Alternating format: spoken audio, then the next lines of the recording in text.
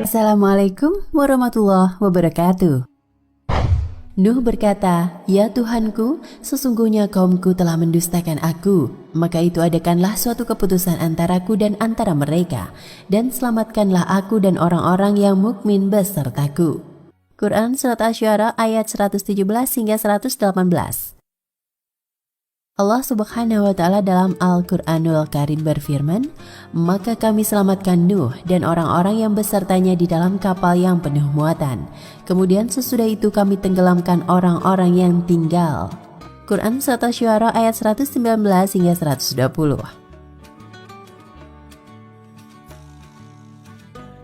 Di dalam pemahaman Hindu, dari Manu inilah lahir banyak keturunan dari semua ras yang disebut Manavas, termasuk dari golongan Brahmana dan Ksatria.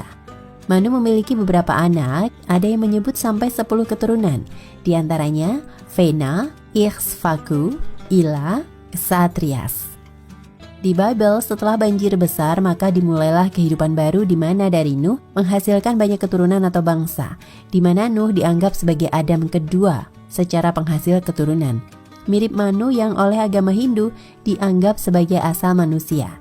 Kejadian 9:1, lalu Allah memberkati Nuh dan anak-anaknya serta berfirman kepada mereka, "Beranak cuculah dan bertambah banyaklah serta penuhilah bumi." Kejadian 10:32, itulah segala kaum anak-anak Nuh menurut keturunan mereka, menurut bangsa mereka, dan mereka itulah berpencar bangsa-bangsa di bumi setelah air bah itu. Di Bible, Nuh memiliki 3 keturunan, Sem, Ham, dan Yafet. Genealogi Nuh bisa dibaca di kitab Kejadian 10. Menurut International Standard Bible Encyclopedia, keturunan Sem menghasilkan bangsa Israel, keturunan Ham menghasilkan bangsa Mesir, Kanaan, dan Arab, keturunan Yafet menghasilkan bangsa Asia Minor. Manu atau Nuh sebagai nabi juga memiliki hukum, yang oleh umat Hindu disebut Manusmriti, Law of Manu. Dalam Atharva Veda Book 20-127 verses 1-13 dikatakan tentang datangnya Nabi Muhammad. Mengatakan, dia adalah resi yang naik unta. Tidak mungkin itu orang India karena resi India atau Brahman tidak boleh naik unta berdasarkan Sacred Book of the East. Volume 25, Law of Manu halaman 472.